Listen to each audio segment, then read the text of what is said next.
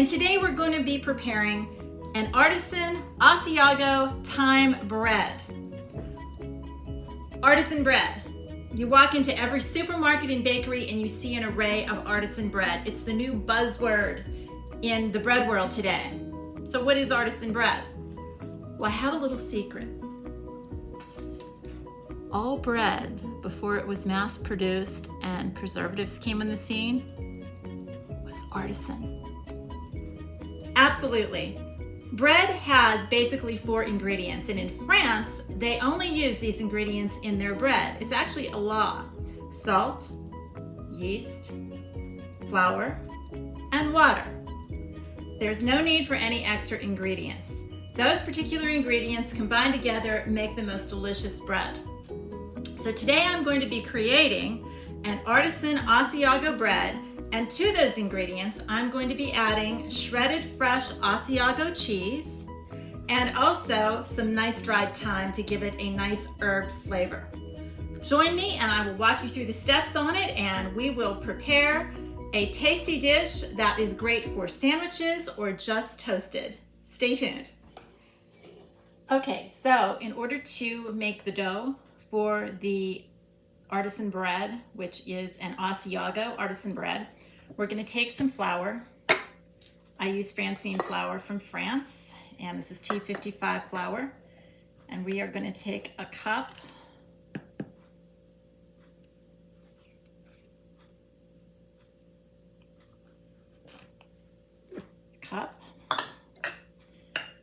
and a half, and I love this flour because it makes bread so light and fluffy. It's not like the American flours that we have in the United States. French flour is just amazing because it's milled so much differently than our flour. Half a cup, so 1.5 cups of flour. Use flour of your choice. 1 teaspoon of sugar.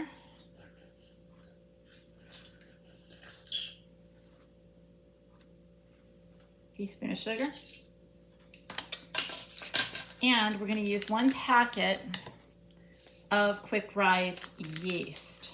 You can use regularly yeast if you want to, but for time purposes, I am just going to use the quick rise yeast today. Next, we're going to add 1.25 cups of very warm water. Using my paddle mixer, I use KitchenAid. I am going to just blend this until all of the dry ingredients is combined with the wet. And you turn it on a slow speed. Also, make sure during the mixing process that you scrape down the sides so that all of the dry ingredients gets incorporated into the wet mixture. Okay, so now what you're going to have is a very wet dough. And again, make sure that you scrape down those sides one final time. I know you did that during the mixing process, and then scrape it off. And again, the dough is going to be very wet, and that's okay. You want that because we haven't added all of our flour yet. Okay, so what you're going to do is you're going to take saran wrap or any type of plastic wrap, cover the top of the bowl with it, and you're going to let it sit in a draft-free area for about an hour until it gets nice and bubbly. And then we'll proceed with the rest of the dough. So my dough has had a chance to sit for about an hour, and it's nice and bubbly. I can see all of those lovely bubbles, and it's nice and foamy. So now I'm going to add my remaining ingredients. I am going to take olive oil, and I'm going to add 2 tablespoons full of olive oil in here.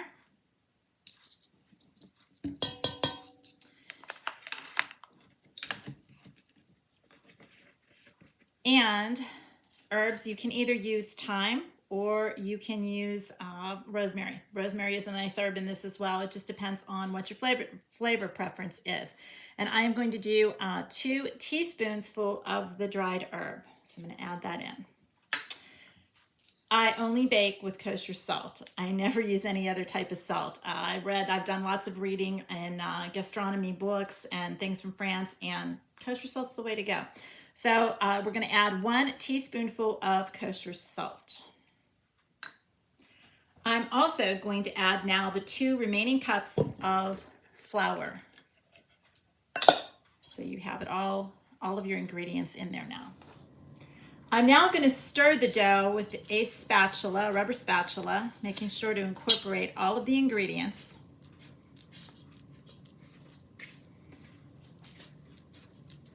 And then I'm going to let it stand after this is all incorporated for about 15 minutes. Okay, so you're going to stir it until a nice soft, very, very soft, pleasant dough forms. I'm now going to set my timer and walk away and let the dough stand for about 15 minutes to breathe and get the gluten activated. So we're going to knead our bread for about 5 or 6 minutes on a very lightly floured surface. And lightly floured because all the necessary flour has been added to the bread, so we don't want to add additional flour because it'll make the bread tough and really take away from the texture of the bread. So we want to be able to just knead this and try to get it really nice and smooth and elastic. So that's what we're going for here. So really put some muscle into it. This is a really good thing to do to keep your arms in shape. So I'm not in the best health, so sometimes I have to use a mixer. My KitchenAid mixer has come to my aid many times when I've needed to use the dough hook on it because I simply can't do this process sometimes. I suffer from rheumatoid arthritis. I've had it for about 15 years, and there are days that you just can't do that. So I don't fight it. I know that in the 1940s and 50s, they wouldn't have had the luxury of a KitchenAid mixer. We do have that luxury today, and I do use it. Even though I try to strive for the vintage lifestyle, there are moments where I know I just kind of have to do that. So the dough is going to get nice and just really a nice texture to it, and that is what we're going to do. And then we're going to get ready to add our cheese. So about 5 or 6 minutes has passed of steady and just really nice, even paced kneading. And now you can see that my dough is really nice and smooth. It's got a nice smooth surface and it just feels wonderful. So that's what you're aiming for. Okay, so we're going to add our cheese. Now for time purposes, I've added most of the cheese. This is really the kind of the messy part. So what we're going to do is we're going to take the shredded cheese and we're going to incorporate it into the dough, which means you're going to have to knead this in. And I have very little left right now, but it took some effort to get this in here. So if you'll notice, I'm gonna really work this. Luckily, my hands are cooperating. They hurt a little bit today, but not too bad with our snowy Pennsylvania weather today. But I'll probably pay for this later. So I'm gonna show you that we're gonna incorporate this. It's really not too bad. The dough is really, really soft. It's very malleable, so it's great. I love it. All right, so you want to incorporate that cheese all the way through that because it's going to bake and give the bread just a glorious flavor, because I can smell the cheese as that pungent aroma of the Asiago cheese, and I can feel it just change the texture of the bread. So we're going to go ahead and just knead this until it's soft, and then we'll move to the next step.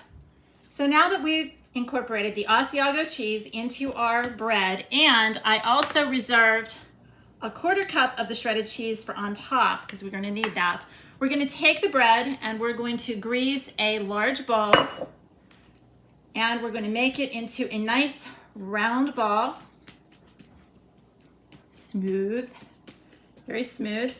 And we're going to place it in there, and then I'm going to make sure that the top of it with the olive oil, and I like to use olive oil because I just love the flavor that olive oil gives all breads.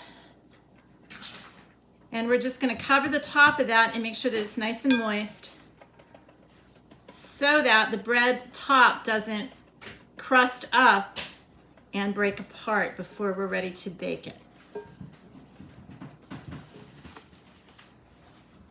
All right, so now that all of the cheese is incorporated and we have a 1/4 cup of cheese set aside for the top of our bread, and we've covered the bread with a nice glaze of olive oil, we're going to take our saran wrap and once again cover the top.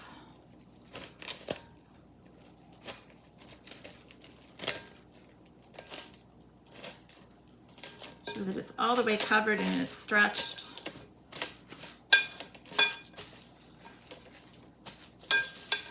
And again, we're going to place this in a draft-free area and let her go ahead and rise for about 60 minutes.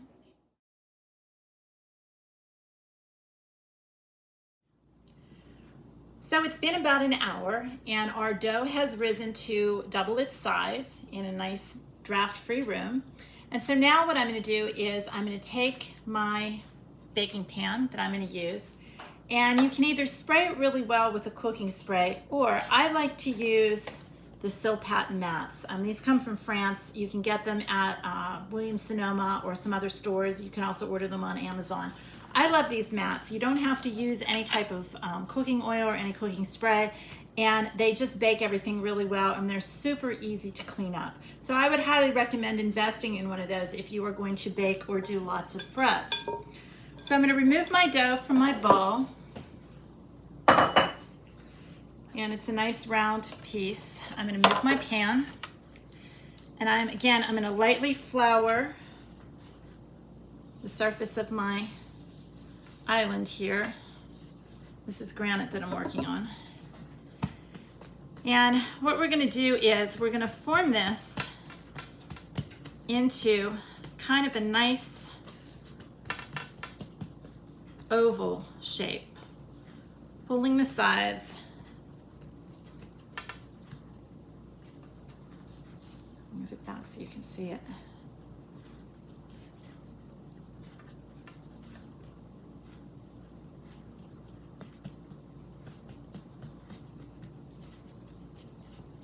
Kind of a football shape, if you will.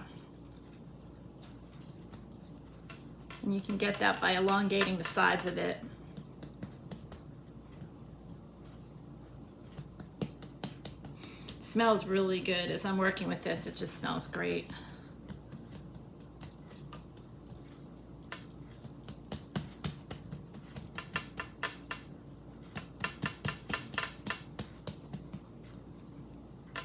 Okay, so I have a nice football shape. I'm going to carefully lift it off, and then I'm going to take my pan,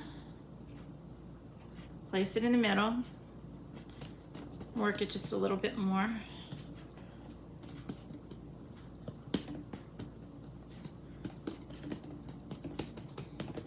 And now it's ready for its next rise. So I'm going to cover this with plastic once again, place it in a draft-free area, and I'm actually going to add some heating elements under there. I like to use these socks that are actually used to provide heat for your neck when you have back pain. I actually heat them in the microwave and place them underneath, and they add a really nice warm heat that creates that nice moisture that gives my bread a really nice rise. So I'm going to put that in there, and again, we're going to let this rise till it's double in size for about an hour.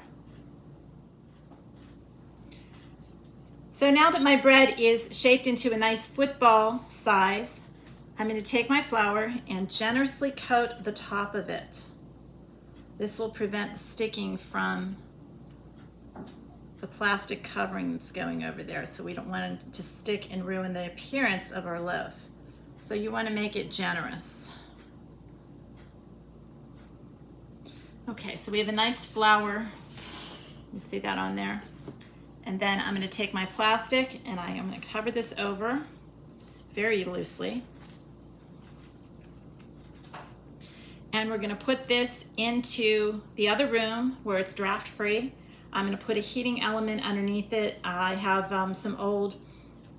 there are socks that are basically used for heat for your neck if you have a neck cramp or a stiff neck.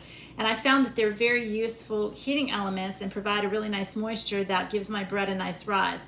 If you need to, you can also purchase a regular heating pad and place that underneath, and it just gives that extra warmth that helps, and especially if your house is cool or drafty in the wintertime, that's a good thing to do.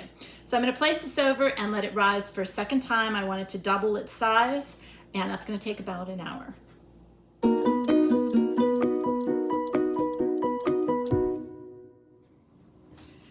Okay, so I'm so excited. The bread has taken the hour to rise, and it looks and smells fantastic. So I'm going to show you what it looks like now. I'm going to uncover it, and I can smell it through the plastic. I can smell the herbs in there and the wonderful pungent smell of that cheese. And you can see the size that it is, it rose to a nice size. So while the bread was rising, about the last 10 minutes, last 15 minutes of it, I went to my oven, I put it on 450 degrees, and I took a square pan and filled it with about a ½ inch of water. Slid the pan in and I let the oven get steamy, because the steam is going to help make a really nice crust on this bread and help the crumb become very moist. So that's a really important step. So now what we're going to do is I'm going to take one of my brushes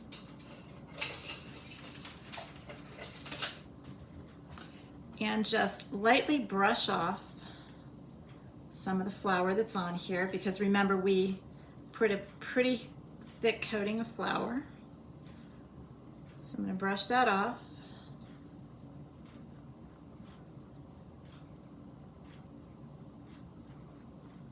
And then we're going to take cold water in a spray bottle. Adjust this so you can see. So I'm going to take cold water in a spray bottle, and I'm going to take it and liberally spray it on top of the bread.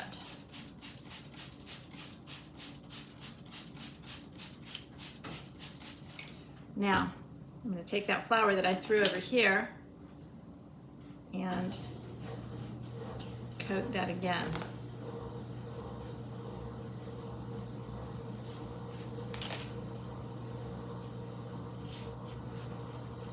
Gives it kind of a nice little dusting. All right, I'm going to take my knife and I'm going to score it down the middle. So I'm going to put like a ½ inch cut in it, straight down the middle. I'm going to separate that just a little bit so I can see it. That looks so nice. That's beautiful. And then I'm going to take my cheese, separate this a little more so we can get the cheese in there.